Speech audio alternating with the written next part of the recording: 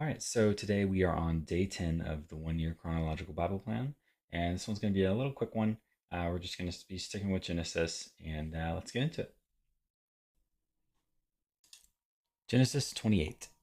Now Esau learned that Isaac had blessed Jacob and had sent him to Padan Aram to take a wife from there, and that when he blessed him, he commanded him, "Do not marry a Canaanite woman," and that Jacob had obeyed his father and mother and had gone to Padan Aram.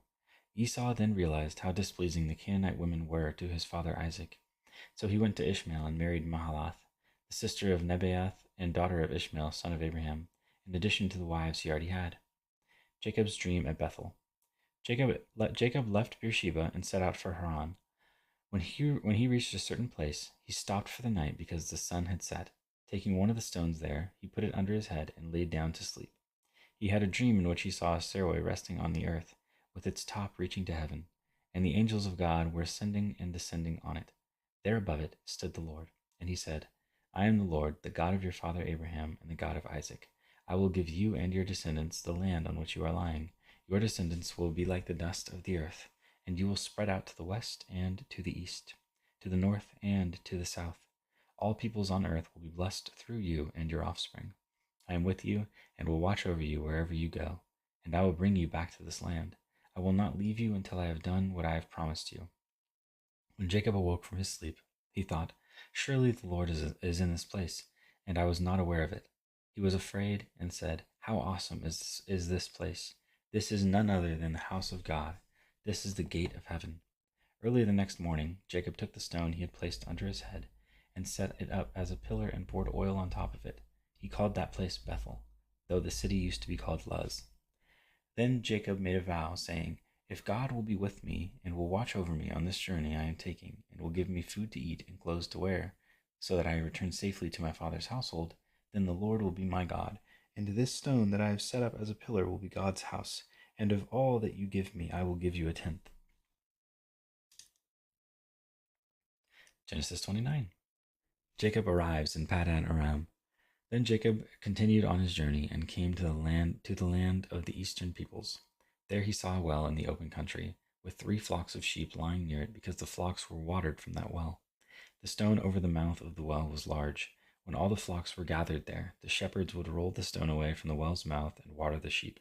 Then they would return the stone to its place over the mouth of the well. Jacob asked the shepherds, "My brothers, where are you from?" "We're from Haran," they replied. He said to them, "Do you know Laban, Nahor's grandson?" "Yes, we know him," they answered. Then Jacob asked them, "Is he well?" "Yes, he is," they said, "and here comes his daughter Rachel with the sheep." "Look," he said, "the sun is still high. It is not time for the flocks to be gathered. Water the sheep and take them back to pasture." "We can't," they replied, "until all the flocks are gathered here and the stone has been rolled away from the mouth of the well. Then we will water the sheep." While he was still talking with them, Rachel came with her father's sheep, for she was a shepherd. When Jacob saw Rachel, daughter of his uncle Laban, and Laban's sheep, he went over and rolled the stone away from the mouth of the well and watered his uncle's sheep. Then Jacob kissed Rachel and began to weep aloud. He had told Rachel that he was a relative of her father and a son of Rebekah, so she ran and told her father. As soon as Laban heard the news about Jacob, his sister's son, he hurried to meet him. He embraced him and kissed him and brought him to his home, and there Jacob told him all these things. Then Laban said to him, "You are my own flesh and blood." Jacob marries Leah and Rachel. After Jacob had stayed with him for a whole month, Laban said to him, "Just because you are a relative of mine, should you work for me for nothing? Tell me what your wages should be." Now Laban had 2 daughters. The name of the older was Leah, and the name of the younger was Rachel. Leah had weak eyes, but Rachel had a lovely figure and was beautiful. Jacob was in love with Rachel and said, "I'll work for you 7 years in return for your younger daughter Rachel." Laban said, "It is better that I give her to you than to some other man. Stay here with me." So Jacob served 7 years to get Rachel, but they seemed like only a few days to him because of his love for her. Then Jacob said to Laban, Give me my wife. My time is completed, and I want to make love to her." So Laban brought together all the people of the place and gave a feast. But when evening came, he took his daughter Leah and brought her to Jacob, and Jacob made love to her. And Laban gave his servant Zilpah to his daughter as her attendant. When morning came, there was Leah. So Jacob said to Laban, "What is this you have done to me? I served you for Rachel, didn't I? Why have you deceived me?" Laban replied, "It is not our custom here to give the younger daughter in marriage before the older one. Finish this daughter's bridal week. Then we will give you the younger one also, in return for another 7 years of work. And Jacob did so. He finished the week with Leah, and then Laban gave him his daughter Rachel to be his wife. Laban gave his servant Bilhah to his daughter Rachel as her attendant. Jacob made love to Rachel also, and his love for Rachel was greater than his love for Leah, and he worked for Laban another 7 years. Jacob's children. When the Lord saw that Leah was not loved, he enabled her to conceive, but Rachel remained childless. Leah became pregnant and gave birth to a son. She named him Reuben, for she said, "It is because the Lord has seen my misery. Surely my husband will love me now." She conceived again, and when she gave birth to a son, she said, "Because the Lord heard that I am not loved, he gave me this one too." So she named him Simeon. Again she conceived, and when she gave birth to a son, she said, "Now at last my husband will become attached to me, because I have borne him 3 sons." So he was named Levi. She conceived again, and when she gave birth to a son, she said, "This time I will praise the Lord." So she named him Judah. Then she stopped having children. Genesis 30. When Rachel saw that she was not bearing Jacob any children, she became jealous of her sister. So she said to Jacob, "Give me children, or I'll die." Jacob became angry with her and said, "Am I in the place of God, who has kept you from having children?" Then she said, "Here's Bilhah, my servant. Sleep with her so that she can bear children for me, and I too can build a family through her." So she gave him her servant Bilhah as a wife. Jacob slept with her, and she became pregnant and bore him a son. Then Rachel said, "God has vindicated me.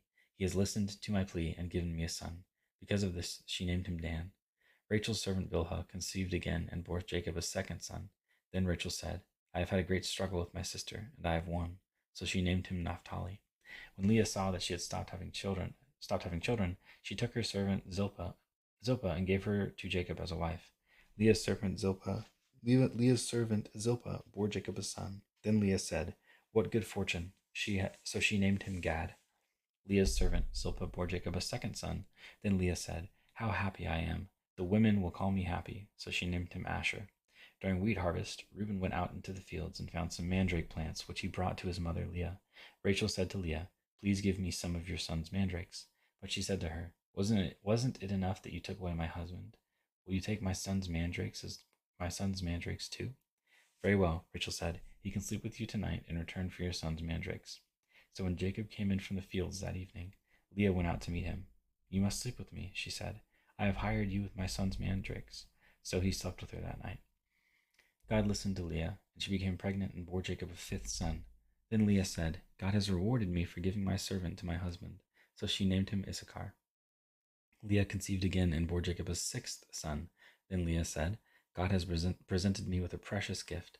This time my husband will treat me with honor, because I have borne him 6 sons." So she named him Zebulun. Some time later she gave birth to a daughter and named her Dinah.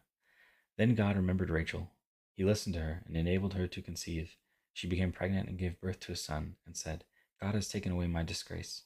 She named him Joseph, and said, "May the Lord add to me another son." And that is day 10. All right, so that was day 10 of the Bible plan, and we went over Jacob going and traveling to Laban, who is Rebekah's brother, and working 7 years for both Leah and Rachel.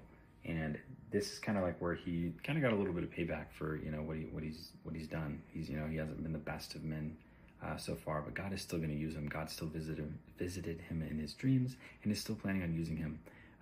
But he did have to work 7 years, and then he was betrayed by Laban, which is ironic because he betrayed his own brother, and now his uncle is betraying him. And then he had to work another 7 years for Rachel, so he had to work 14 years of his life away just to get 2 wives.